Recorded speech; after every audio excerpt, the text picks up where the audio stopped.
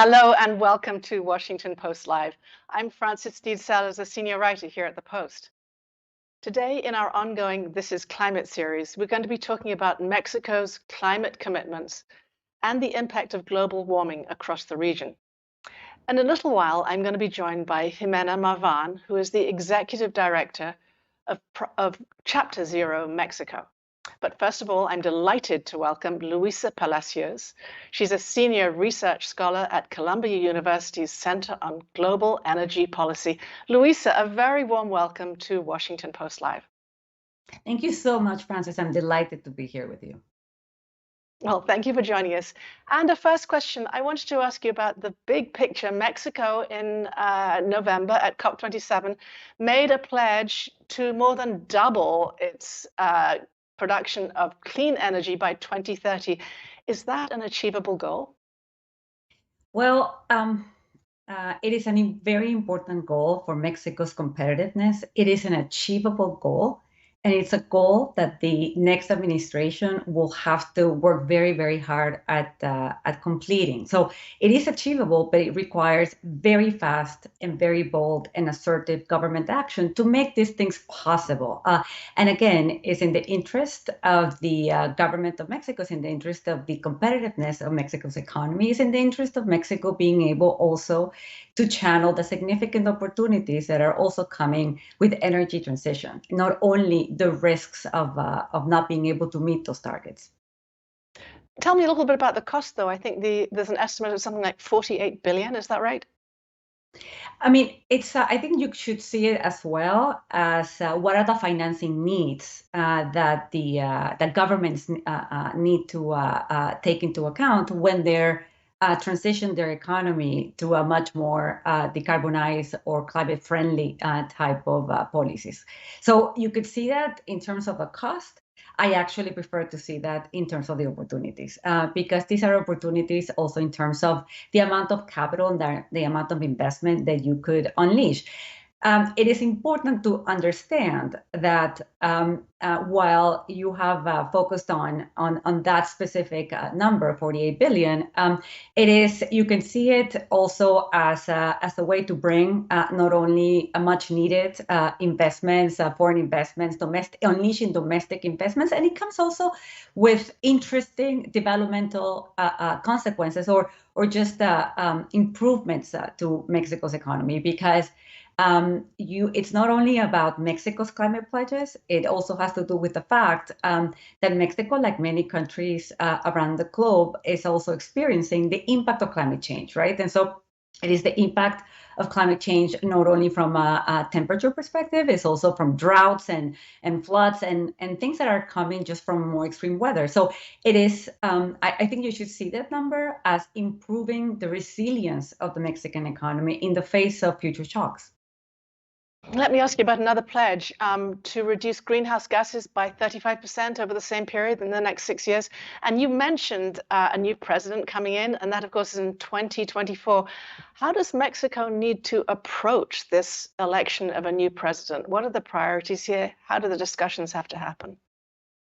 So I think one of the important things for Mexico is that, unlike the rest of Latin America, which already has 60% of its of its electricity matrix already renewables, in the case of Mexico, Mexico is a laggard. It's really less than 30%. And so when you think about what are the pledges and what are the policies that a next administration needs to think about, particularly because it is actually very timely, right? The next administration is coming in 2024 and ends in 2030, exactly at the time where countries will have to, show what their performance has been in relation to their climate pledges. And so the next government will be in the hook for whether Mexico was able to comply or not, and for Mexico's progress. So it actually offers a significant opportunity to the next administration to define how Mexico is going to be able to meet those climate pledges going forward, and to create a narrative around those its 6-year term in office. And so going back to the question, you do have that many countries in the region are much more decarbonized in terms of their power sector. That's not the case of Mexico. It's even, if you look at it not only from the point of view of renewables, but non-fossil fuels in general, Mexico also is lagging behind the US and is much more much less decarbonized than its other trading partner in the US, Mexico, Canada Free Trading Partnership. So because Canada is already more than 80%. And so it is, and it's more also from the point of view of the kinds of priorities that you need, and the kinds of priorities have to be the energy sector, which in general, when we think about climate pledges, because 70% globally of the emissions come from the energy sector, we normally equate, or there's an important correlation between your energy policy, particularly in relation to decarbonization goals, and climate pledges. It's not, in other countries, it's much energy has a much lesser role. But in the case of Mexico, energy also is where most of the emissions are coming from. And within energy is the electricity sectors, the power sector, where the state has an important participation. So this is not only about Mexico's economy, about unleashing private sector investments. It's also about the decarbonization of the public sector. How did Mexico turn into such a laggard? You've described it several times as a laggard compared to other countries in the region. How did that come about? And can it really leap ahead? Is there an opportunity now to actually make a leapfrog and get ahead of some of the others in the area? So it's some of it has to do with its own resource base, right? Mexico is not as well endowed with hydroelectricity resources as other countries in the region. So this is Mexico's not to blame for that. But one of the things that has happened in the last decade, particularly, is really a scaling of other renewable types of sources for electricity generation, which are solar and wind. And actually, Mexico is fantastically endowed for the development and the generation of wind and solar energy. And so that's one of the things in which you can compensate for maybe not so much being so endowed with hydroelectricity, with other kind of also very, at this moment, cost-effective ways in which you can decarbonize the power sector. So it's a combination both of policy and a combination of resource endowment. So you did have a significant increase in renewable energy, electricity capacity in the last years in Mexico because of deliberate policy decisions that took place, in which the Mexican government at the time committed or had a very conscientious policy to promote this kind of non-hydro renewable clean energy technologies, and very successfully, by the way, attracting not only important investments from foreign foreign companies, but also domestically. And so it is. So I think here the lesson is that policy signals and policy framework matter significantly in terms of meeting your climate pledges, regardless of your initial resource endowment. So just to follow up on that, Canada and the US have accused Mexico of favoring state-owned utilities over foreign and private investors. Can you explain what's going on there? So unlike Canada and the US, you'd have, and this is true not only of Mexico, the state has had a significant role in the provision of energy, fossil fuels, as well as electricity. And so, again, Mexico is not the only emerging market where you see this level of state-owned companies or this level of involvement of state-owned companies in the provision of energy and the production and generation of electricity. So Mexico is not unique. I think the challenges when we talk about Mexico and other countries in the emerging market and developing economies space is how do we have a framework in which state-owned companies exist not to hinder progress on decarbonization and deployment of renewable technologies, but how they can capitalize those opportunities. There's a significant amount of discussion taking place about public-private partnerships. And so state ownership per se doesn't have to be equaled with creating obstacles for the deployment of private investments in this space. They actually can work to the advantage of making them even more or de-risking those kinds of investments. Luisa, let me ask you specifically about Pemex, just to give an example. That's the national oil company. What does it have to do to advance these government goals? What role can it play? So the decarbonization of oil and gas industry lies at the forefront of climate pledges, right? And this has to do with social license to operate everywhere. And so this is not only a challenge for Pemex, it's a challenge for all of the oil and gas companies. That said, Pemex here, the challenges that Pemex has are more seem to be more important in terms of dealing with the consequences of oil and gas production, which is not only CO2 emissions, but also methane emissions, which have been, I think there's a consensus in the scientific community that they can be even more harmful in the short term than CO2 emissions. And Mexico has actually seen an increase in methane emissions coming from the oil and gas industry. And so immediately, it is in the best interest, not only globally, but of Mexico and Pemex specifically, to significantly decarbonize its operation. So we are going to need oil and gas investments and oil and gas production while we scale significantly clean energy technologies. This is a transition that cannot really happen overnight, but you have to plan so that you can do this as fast as you can, just because you have a carbon budget. So in Pemex's specific responsibility, then to every single barrel that it produces that helps with Mexico's energy security, it has to be produced in the most decarbonized way possible. And therefore, it does have to shift capital resources in order to make that decarbonization possible. Luisa, I have a question from the audience. You've mentioned solar, and this one comes from Deborah Kanarak.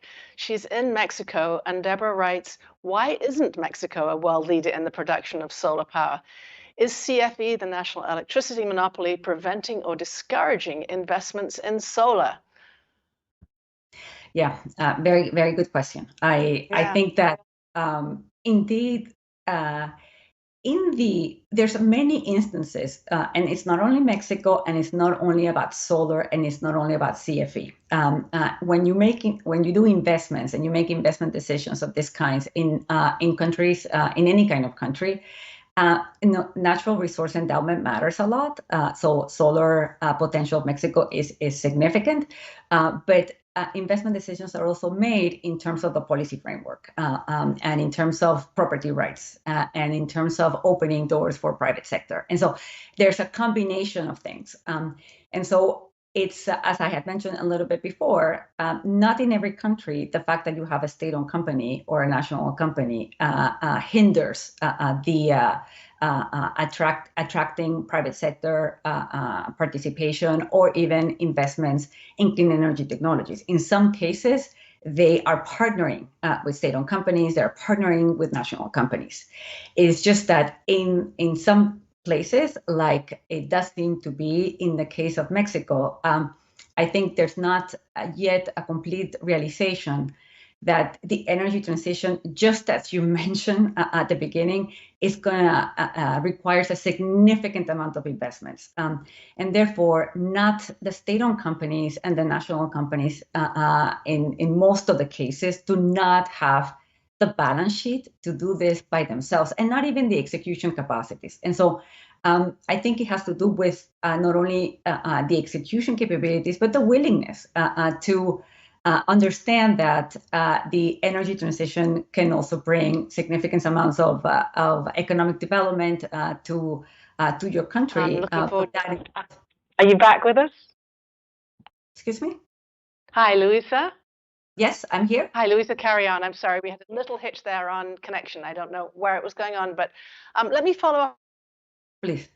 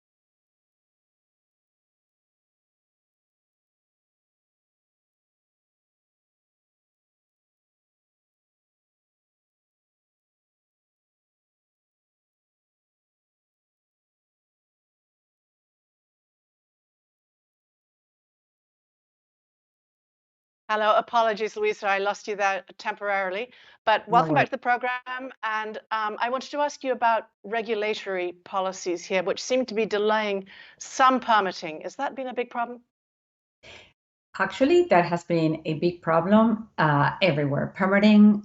So the Center of Global Energy Policy, for example, where I work, there's an initiative that just looks at non-technical barriers to energy transition. And what I can tell you is that regulatory obstacles, particularly in relation to permitting, are a problem are one of the problems, non-technical problems for the faster scaling of clean energy technology. So this is not necessarily only an issue in Mexico. The regulatory issues in Mexico might be of a different nature, but this is one of the things that I think we have to bring awareness in terms of how we think about deploying in a faster way clean energy technologies. So Tesla, I think, is opening a plant in Nueva León, and Yeah. what could this mean, this kind of US investment in Mexico? What impact do you expect it to have? So this is very important for Mexico. Mexico is a manufacturing powerhouse, exporter to the U.S., and its exports of automobile in this sector are a significant part of its total exports in general. And so it is in the interest of this of Mexico to be able to also play into the trends in the automobile sector as it becomes and continues to be part of the supply chains going forward. So Tesla's announcement, I think, is a very important sign for Mexico that it's very important automobile sector, which is, as I said, a very important exporter in the region, in the country, continues to be relevant and continues to be part of the future of the automobile industry. So one of the important things, I think, that comes also with these kinds of investments is that for companies that are in the transportation sector, also showing that they can produce wherever they produce, that they can produce with lower emissions is going to be significant, right? So you are in electric vehicles, you are one of the technologies that is favored in relation to how the transportation is not the only technology, but it's a very important technology to decarbonize the transportation sector. So it would be, these companies are actually also going to require to outsource their electricity suppliers to renewables. And so to me, it's also a source where pressures are going to come not only from the diplomatic discussions that are taking place within the context of the Paris Climate Accords, but you're also going to see it from companies inside of Mexico that have also made pledges to decarbonize, and that actually are going to make that a requirement as they move forward, and a requirement for future investments in the country. Luisa, we're going to have to close, but I want to ask you one last question, and that is, how optimistic are you going ahead? Yes, or highly optimistic, or not very optimistic? So I'm an optimistic person in general, and I do think that with the right incentives, you can make significant changes. I am hopeful that the next administration and the electoral cycle actually brings to the attention how Mexico defines how it's going to navigate in energy transition in a much more assertive way, because if not, it's just going to be the cost of navigating the energy transition and not unleashing the opportunity. So I am hopeful because it is a country that has met challenges in the past. Luisa Palacios, thank you so much for joining us on Washington Post Live and for ending on that upbeat note. Thank you so much, Francis, for the invite. Thank you, everybody else, for joining us. I'm going to be back soon after a short break with Ximena Bhavan to talk more about Mexico's climate challenges. Thanks so much. Stay with us.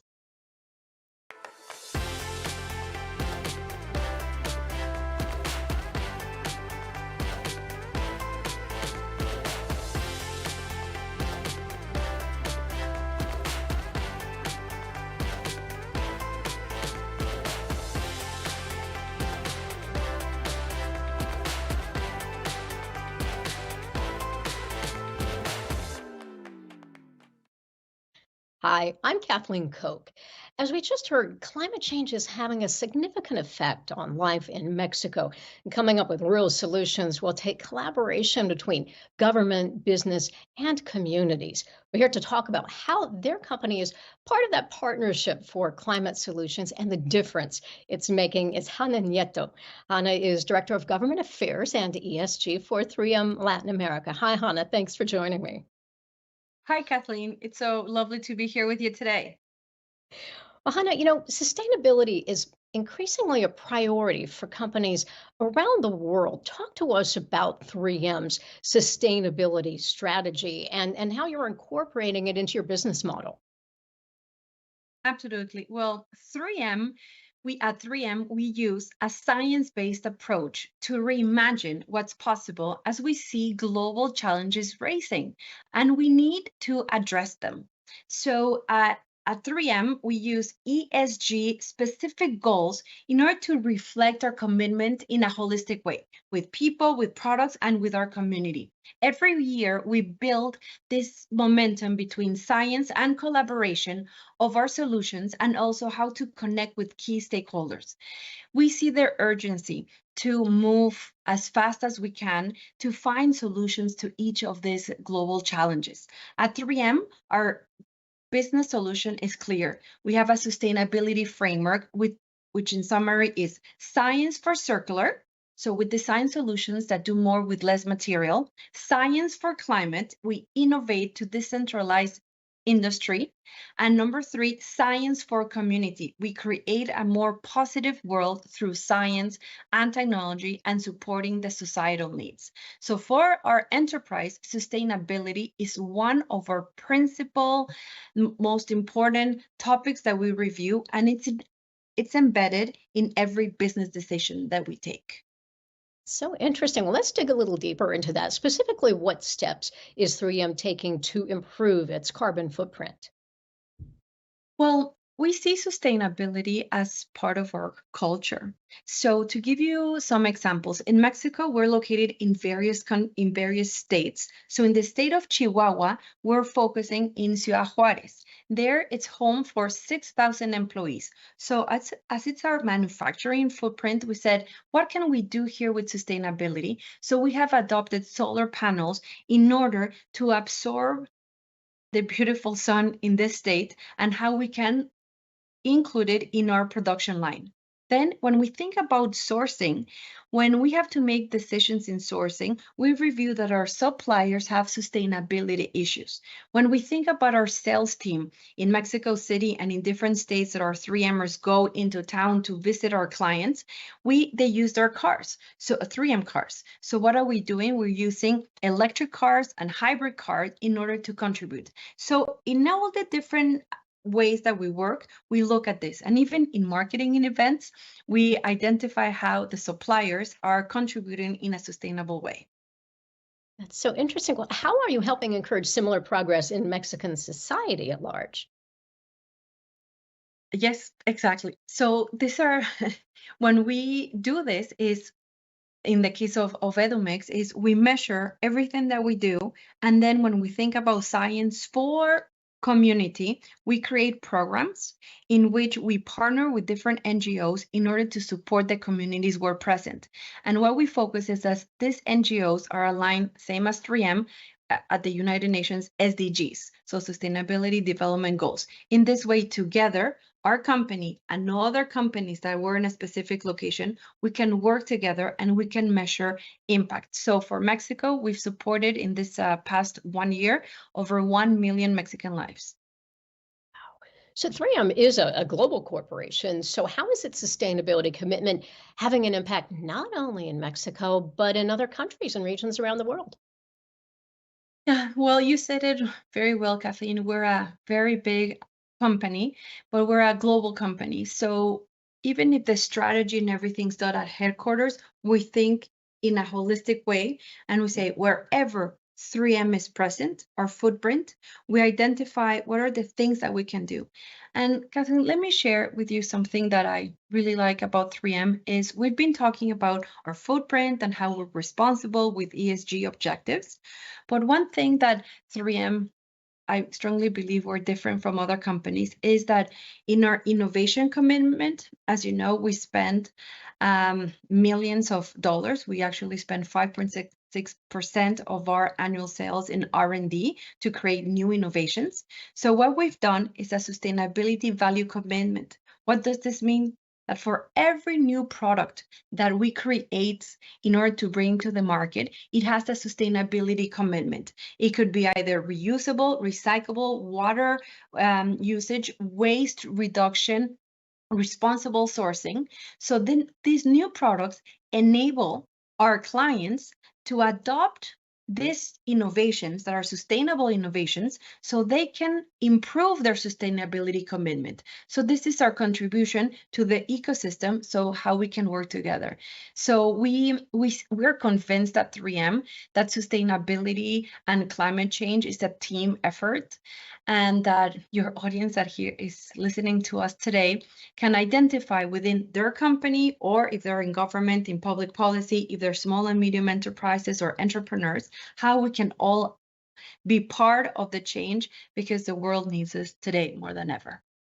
That is so true. Hanna Yeto, Director of Government Affairs and ESG for 3M Latin America. Thank you so much for the great conversation. Oh, thank you, Kathleen, for the opportunity to be here with you today. Now I'll hand it back to the Washington Post.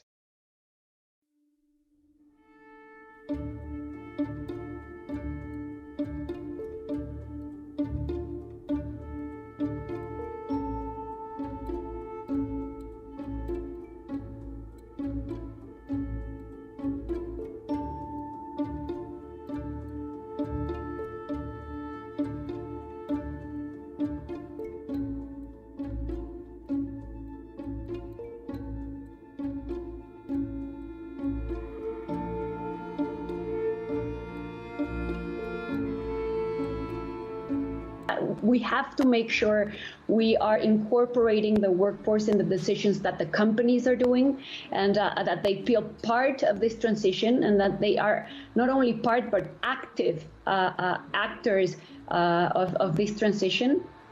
And we have to make sure they are informed, and that ongoing consultations are made.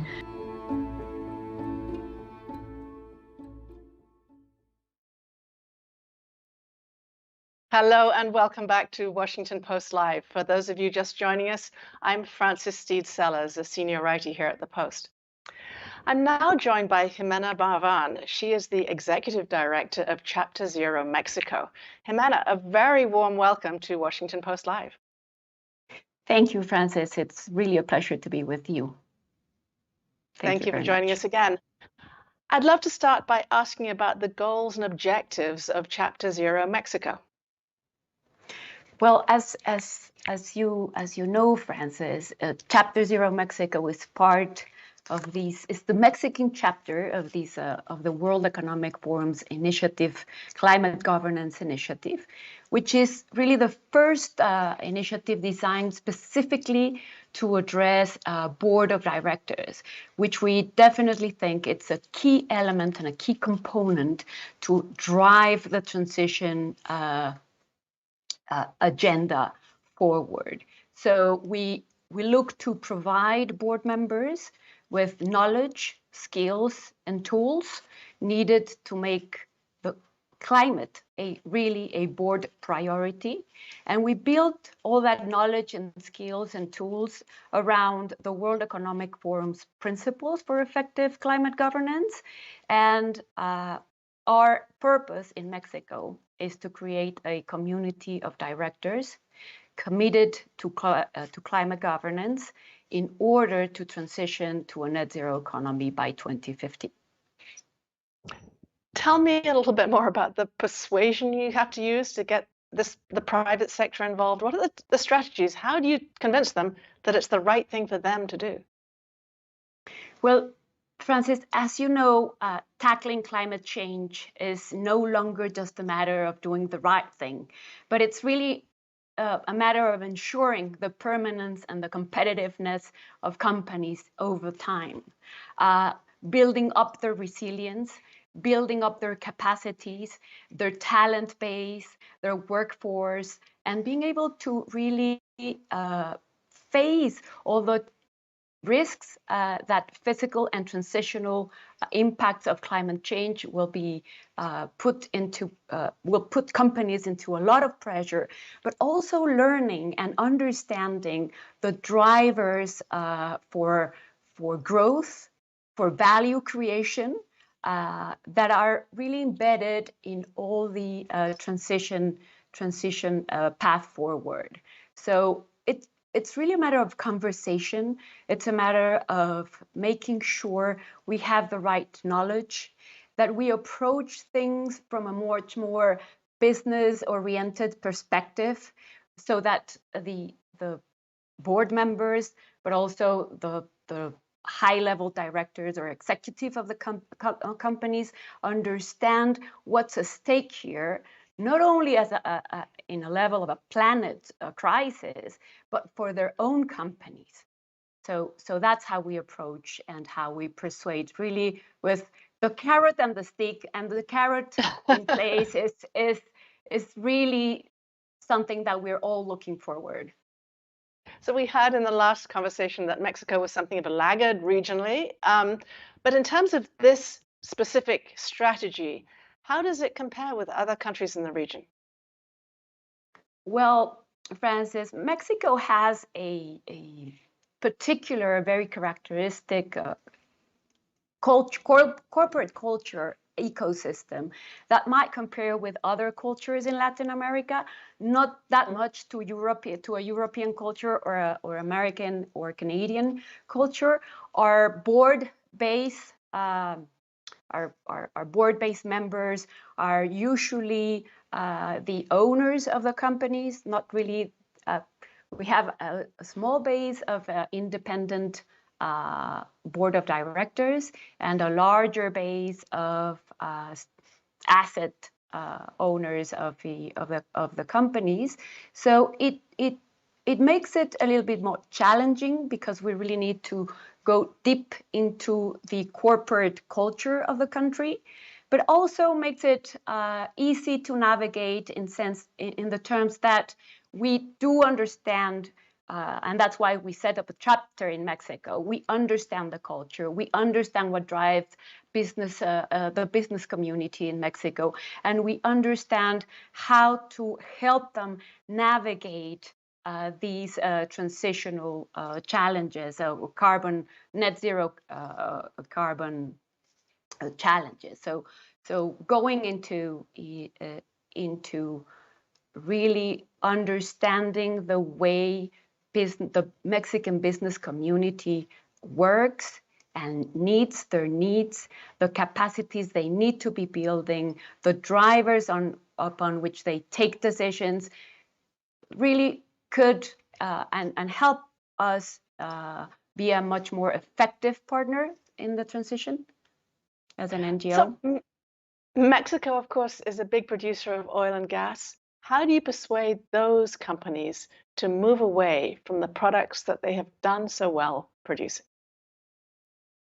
Well, really, Francis, it's a matter of education, a lot of education, a lot of persuading, as Luisa said, well, building the public policy and the regulation around those big emitters.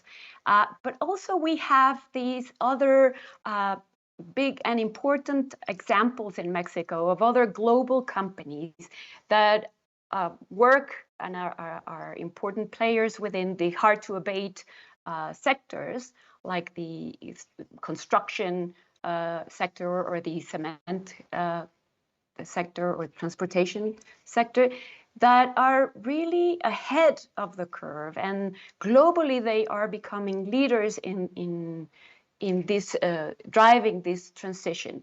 So we need to understand that Mexico, it's not all about bad news and it's all not about good news, and that the difference among the level of maturity among big players is it's really not symmetrical there, and we need to work with those that have not reached this level of maturity and that have not understood yet the importance of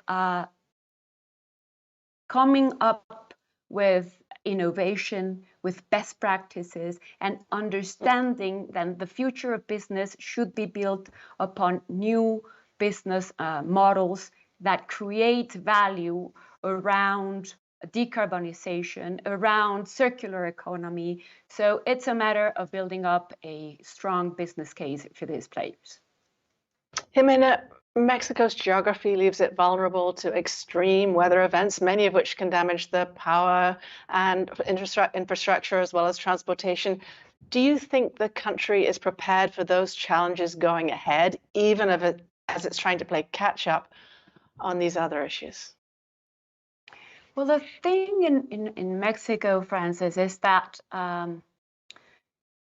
apparently it's like we are prepared, but when you go and you take a look in a deeper sense into our infrastructure, into our transportation infrastructure, our power infrastructure, our oil and gas infrastructure. It's an old infrastructure so far.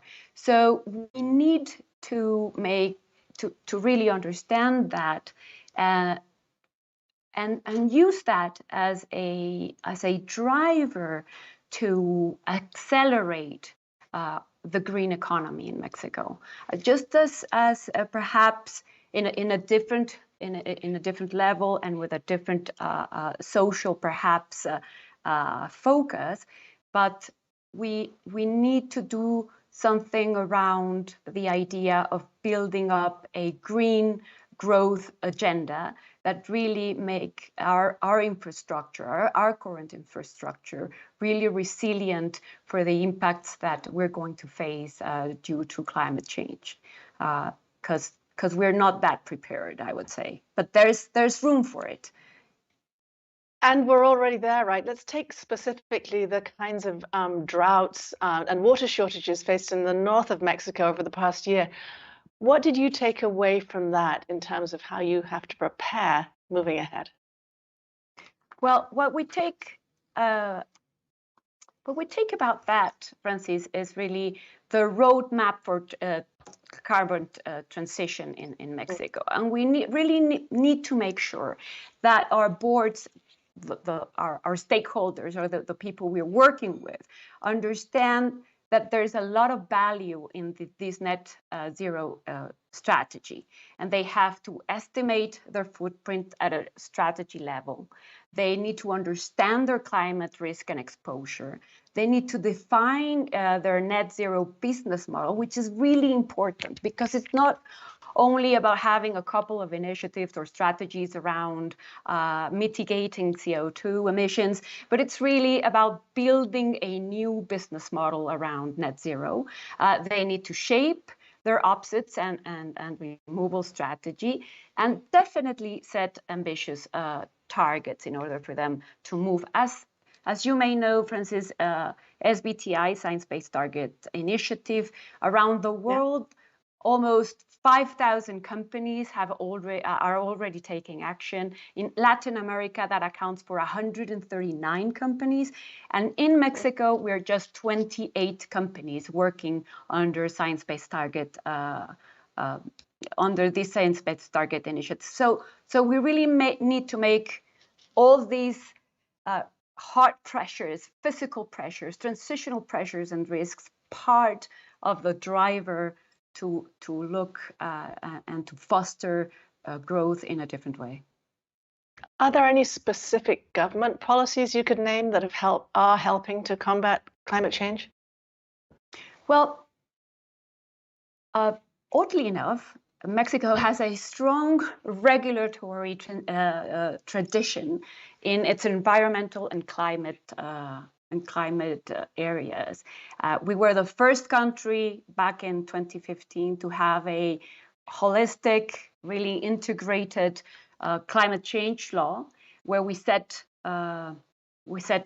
very ambitious targets that are now being iterated or recovered through our latest NDC that we submitted at the COP27. And through that, really, I would say, robust climate framework, a lot of tools, a lot of infrastructure and fundamentals tools, I would say, help the country to move forward. We have a national climate change institute that it's really a think tank for all these matters. We've been very good at understanding at a geographical and level the impacts, the physical impacts and the vulnerabilities of Mexico. So we've been very productive at setting up the policies for a much more aggressive adaptation strategy, nature-based mitigation strategies as well. But we still have to prove ourselves that in the implementation, we are aggressive enough. Another piece of legislation which is very important for these, as Luisa said, that we are a heavily relied oil and fossil fuel energy and power based country, is all the changes around the energy framework, which defines as well a transition energy law that we should find there the incentives that we need to move forward. And in this administration specifically, Francis, the Ministry of Finance has been working pretty hard, and I would say with a lot of putting a lot of effort and talent into it, into a much more robust financial regulatory framework for sustainable finance. We launched our sustainable taxonomy last March, and it's really a taxonomy, a very unique taxonomy when you compare it to the European one, because we were able to not only develop the environmental fundamentals to face climate change, but we also made it a very balanced taxonomy around social issues. So our social agenda and our environmental agenda can really work together in this financial sustainability taxonomy, which is very important moving forward. Ximena, we're getting close to the end of our time, but I do want to get an audience question. This comes from Jeffrey Davis in California, and Jeffrey Davis asks, like many countries in the G20, there are poor segments of the population. Is there a program within Mexico to bring about clean energy to those people and communities in lower economic strata, such as clean solar panels? A very important question from Jeffrey Davis there. Absolutely. And that is why we need to incorporate into the current government agenda the transition, net zero transition issue, not only work with what we have, but really incorporate the private sector in order to develop these social programs and advance all these clean energy infrastructure into communities. We do have a couple of programs, but as Luisa said before, the government and the state-owned companies will be insufficient to really broaden that capability to have the type and level of investment that this requires, and we really need to be working as a team, a government, private sector, and organizations as the social sector. So I would say to Jeffrey that yes, they are, but they are insufficient. We need to accelerate those public policies and programs, and as in the rest of the world, collaboration among sectors, private, public, and social, will be the key to advance these agendas. Amanda, we need to finish, but I'm going to have one last question. If you have one thing in one sentence that you'd like people to know about Chapter Zero Mexico, what would it be? Well, the main idea is really to get the information for that board members need, build up the knowledge and the capacities, and help them not only design but drive a climate agenda with best practices that could really make their companies thrive in this challenging era. So look up for us in our website, Chapter Zero Net MX, and just feel free to contact us. We're here to help building these Great goals, capacities. Ximena, thank you so much for joining us on Washington Post Live. Thank you, Francine. A pleasure being with you. And thank you also to our audience. Please go to WashingtonPostLive.com for further programming. That's WashingtonPostLive.com. And thank you for joining us today. I'm Frances Steed Sellers.